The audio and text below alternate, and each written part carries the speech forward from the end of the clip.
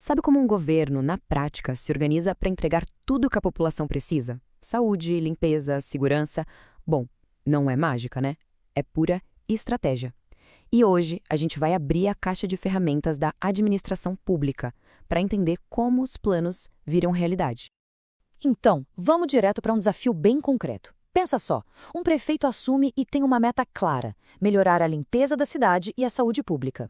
Ok, a meta está aí, mas a grande questão não é o que fazer, e sim como organizar a máquina pública para que isso aconteça de verdade. E olha, essa decisão é daquelas que pode mudar o rumo da cidade.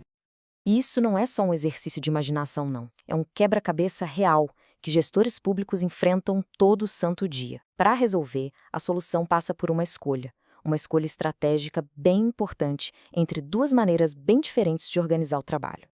Bom, esse desafio se divide em duas partes, né?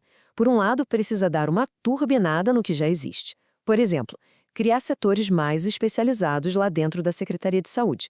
Mas, por outro lado, tem que criar do zero umas estruturas novinhas em folha totalmente independentes para cuidar de coisas como a limpeza urbana e os cemitérios. São duas necessidades bem diferentes que vão pedir soluções diferentes. Para resolver esse quebra-cabeça, o prefeito tem basicamente duas ferramentas principais na mão. Pensa numa estratégia interna, para arrumar a casa, e numa outra, externa, que é tipo trazer gente de fora para ajudar. No vocabulário da administração pública, esses são os famosos conceitos de desconcentração e descentralização. A diferença aqui é bem fácil de pegar, olha só. A desconcentração é basicamente um trabalho interno. A prefeitura, que é uma pessoa jurídica só, se reorganiza por dentro, criando novos departamentos. Já a descentralização, essa é diferente. É como contratar um especialista. O governo vai lá e cria uma entidade completamente nova, separada, com o CNPJ próprio, para fazer um serviço específico. Então, vamos fixar isso. O ponto-chave da desconcentração é que, legalmente falando, não se cria nada novo. Continua sendo a mesma prefeitura, a mesma pessoa jurídica. Ela só se divide em mais órgãos, que podem ser secretarias, departamentos, tudo para tentar ser mais eficiente. É uma arrumação de gavetas, uma reorganização interna. Agora, a descentralização já é um passo bem mais ousado. Aqui o negócio é diferente.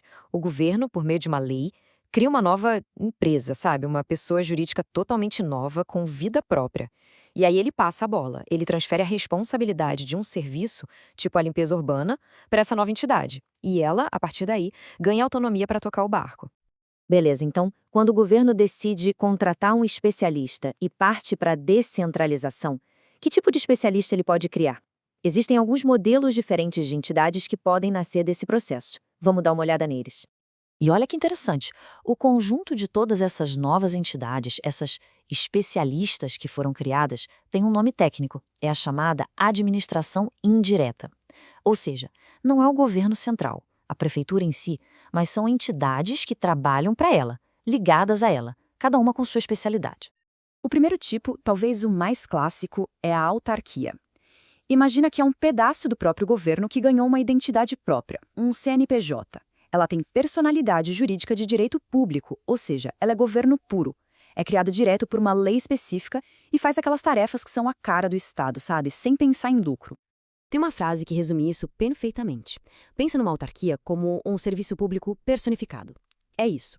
É como se um serviço essencial, tipo a previdência ou a fiscalização de uma profissão, ganhasse corpo e virasse uma entidade para poder funcionar de forma mais focada.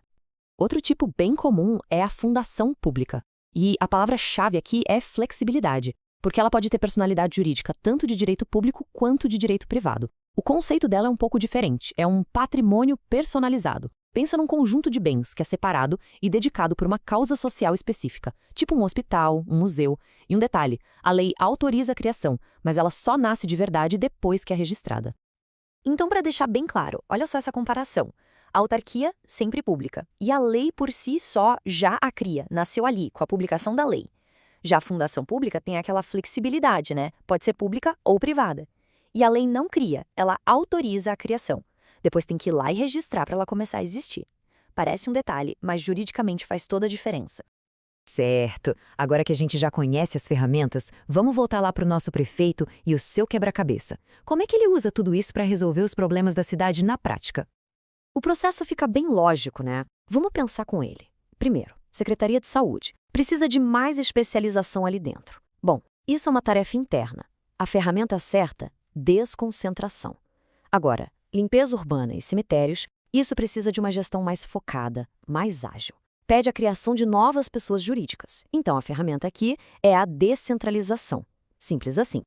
Tá, mas por que a gente está falando tanto sobre esses detalhes de organização? Qual a importância disso tudo? É que, no fundo, a forma como um governo se estrutura define a sua capacidade de entregar resultados. E cada escolha dessas representa uma troca, um dilema fundamental na gestão pública. No fim do dia, toda essa engenharia administrativa, toda essa complexidade se resume a uma única palavra: eficiência. É a busca constante pelo melhor jeito de prestar serviços públicos com mais qualidade, mais agilidade e mais especialização.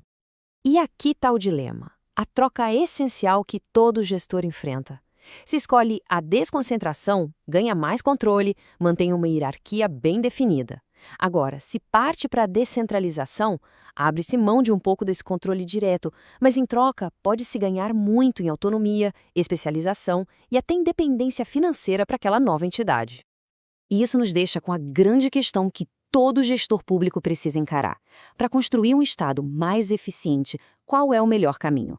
Manter o controle bem centralizado ou dar autonomia para que especialistas possam agir e inovar?